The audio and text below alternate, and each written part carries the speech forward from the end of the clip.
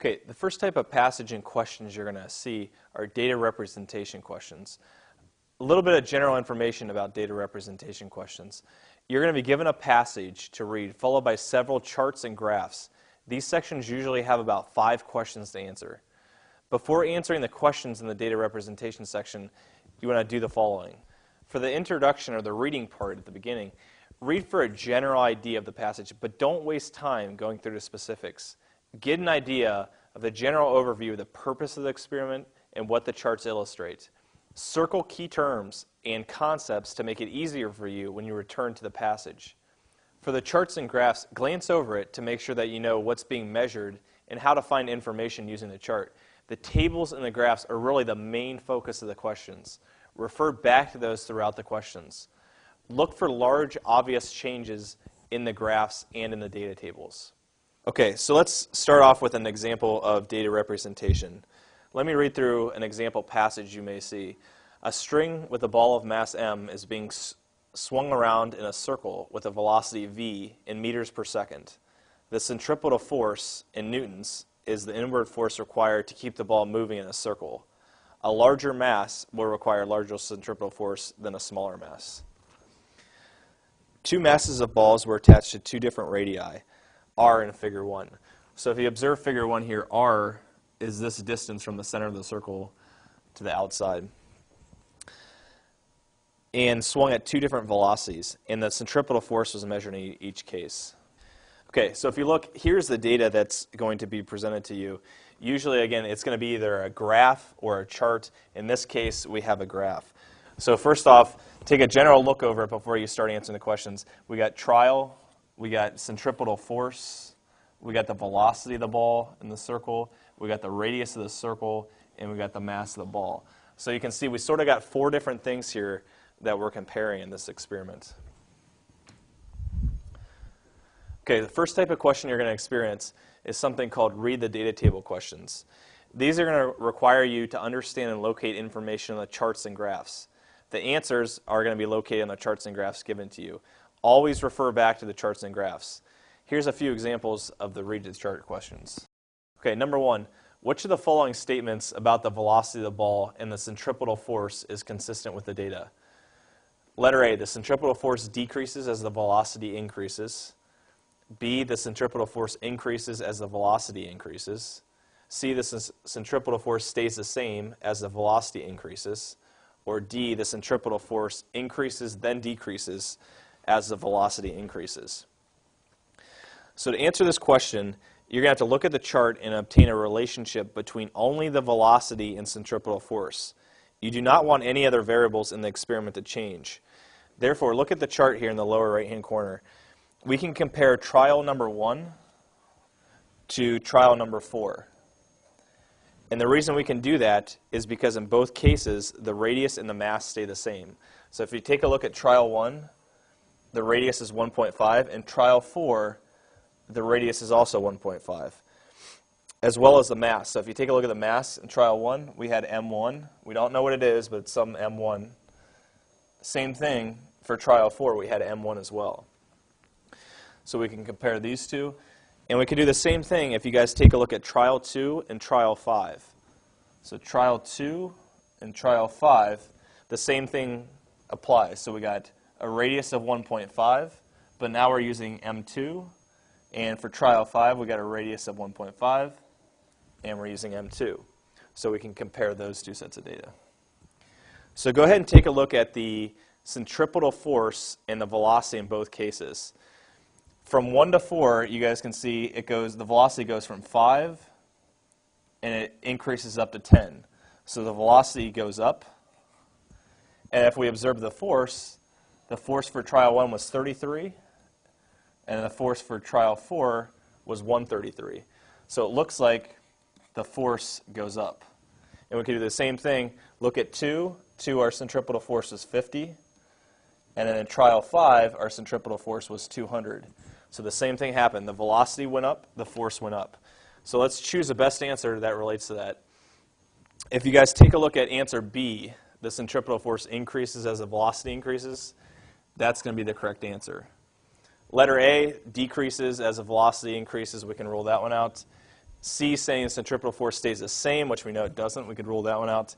And then D, centripetal force increases and then decreases. And we don't see that pattern either. So the correct answer would be B. All right, number 2, which of the following statements about the radius of the ball and the centripetal force is consistent with the data? Letter A, the centripetal force decreases as the radius increases. B, the centripetal force increases as the radius increases. C, the centripetal force stays the same as the radius increases. Or D, the centripetal force increases then decreases as the radius increases. So we want to do the same thing that we did last time. We want to look for trials where the only variables to change would be centripetal force and radius. So if you take a look at the data table, we can compare trial number 1 to trial number 3. And the reason why we can do that is because if you take a look at the velocity for trial 1 is 5, velocity for trial 3 is 5, and the same thing with the mass. The mass is m1 for trial 1 and m1 for trial number 3. So we can compare those two sets of data. And again, if you look at the radius is the only one that's changing out of those variables. Okay, we could do the same thing for trial number 4 and trial number 6. So look at 4, look at 6. Same thing happens. Velocity is 10. Velocity is 10 for trial 6. And then the mass is m1 for trial 4, and the mass is m1 for trial 6. So let's do the same thing, get some relationship between the radius and the centripetal force. Okay, so if you look at 1 and 3, let's compare those. From trial 1 to trial 3, the radius goes up. And if we look at the force from 1 to 3, it looks like the force goes down because it goes from 33 to 25. So the force goes down. And we can observe the same type of thing with trial 4 and trial 6. Notice the radius, trial 4 is 1.5, and it goes up to 2 for trial 6. So again, the radius goes up. And then the force is at 133 for trial 4, and it goes down to 100. So the force goes down. So let's select our answer that has the radius going up and the force going down. If you take a look at B, centripetal force increases, radius increases. Both of them are not increasing, so that can be ruled out. C, centripetal force stays the same. Right away, we could rule that one out. And then D, centripetal force increases, then decreases. Again, we could rule that one out. So the correct answer here would be A. All right, the next type of question you're going to experience are graphing data questions. Graphing data questions require you to transform data into graphs. You're going to have to be able to graph the data and then understand the shape of the graph for the relationships between the variables in the experiment. A section later on you guys are going to deal with are going to be just going over just types of graphs that you may see on the ACT test. First, you want to look at the axes of the graphs and then determine which variables are graphed on each axis. Then look at whether both variables are increasing or decreasing, or if one variable may be increasing and the other decreasing. All right, so let's go over a few examples of these types of questions. Number 3 here, which of the following graphs best represents the relationship between the centripetal force and the radius? Now, if you remember, one of the multiple choice questions we did earlier, we found out that as the force decreases, the radius increases. So we want to look for a graph where the force goes down but the radius goes up. So the first thing you want to look at is look at your x-axis. Notice all your graphs on your x-axis have radius. All your graphs on the y-axis have force. So we want to look for one as we go to the right. If we're increasing radius, we want the force to decrease, to go down. So if you look at A is showing that the force is going up as the radius is going up. Okay, it's increasing because it's got a positive slope to it. The same thing goes for B. B is not a straight line, but the same thing occurs. It's going up, so it's increasing force as the radius is increasing. Take a look at letter D. So right away we can rule A and B out. So it's out the window. We're down to C and D.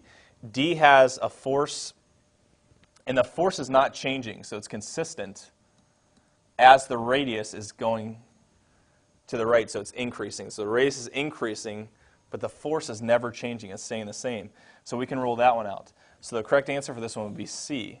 And you can see as the radius is increasing to the right, this force is getting less and less as we're going to the right. Okay, number 4, based upon the information presented in the table, which of the following graphs shows the relationship between the centripetal force and the velocity? Again, from one of the multiple choice questions we did earlier, we found that as the velocity increases, the force also increases. All right, so we're looking for a graph where both of those things are going to go up. Let's try to rule out some answers first. Look at B. Letter B is showing that as force is actually going down as velocity is increasing, okay, along this line. So right away, we can rule out letter B. Letter C, it looks like the force is staying the same, but the velocity is increasing. So we can rule that one out. Letter D, that vertical line, the velocity is staying the same, but the force is increasing. So that one can be ruled out. So the correct answer would be A. We can see that as the velocity is getting larger, the force is getting larger as well. All right, the last type of questions are use the data table questions. You're going to have to use the information from the charts to make inferences, draw conclusions, and possibly predict additional information that may not be on the chart. Here's a few examples. Number 5, according to the information in the passage and based upon the information in Table 1, what statement could you make regarding the masses? If you take a look back in the passage states that a larger mass will require a larger centripetal force than a smaller mass. Looking at the data table, we can compare trials 1 and 2 or trials 4 and 5. So let's take a look at trial 1. We can compare it to trial number 2, and the same thing with 4 and 5.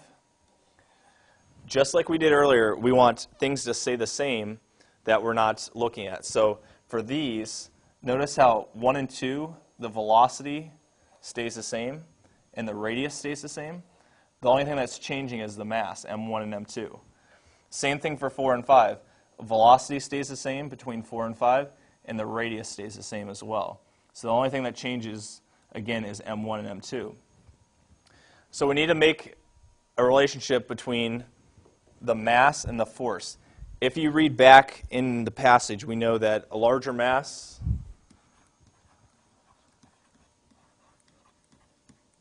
equals more force.